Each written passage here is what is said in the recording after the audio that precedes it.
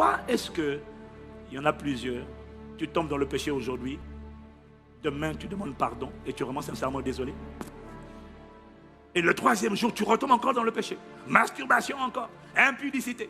Et puis le quatrième jour, tu dis, je suis désolé Dieu. Et puis le cinquième jour, tu tombes encore. Et le sixième, tu demandes pardon, mais tu es sincère. Et tu es sincère, et tu pries Dieu. Tu vois, tu pries Dieu.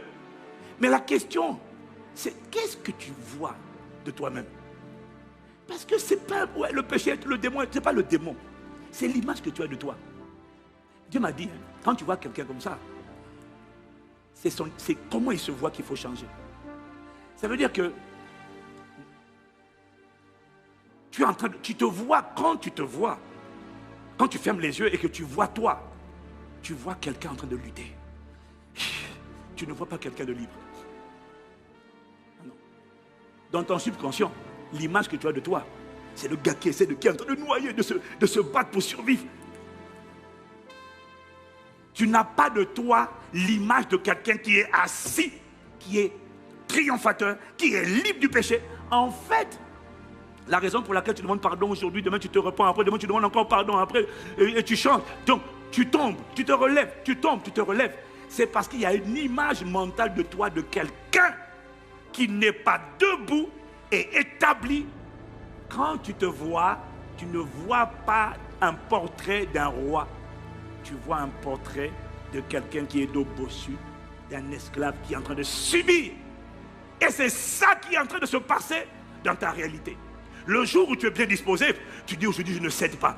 Mais à un moment donné, tu tombes. Tu dis oh je suis vraiment désolé Seigneur, je ne voulais pas tomber. Pourquoi? Parce que le problème, ce n'est pas le démon. Le problème, c'est le portrait que tu as de toi. Si tu te voyais comme un dominateur, comme une royauté, tu ne tomberais pas comme ça. Tu dois d'abord le voir avant de le vivre.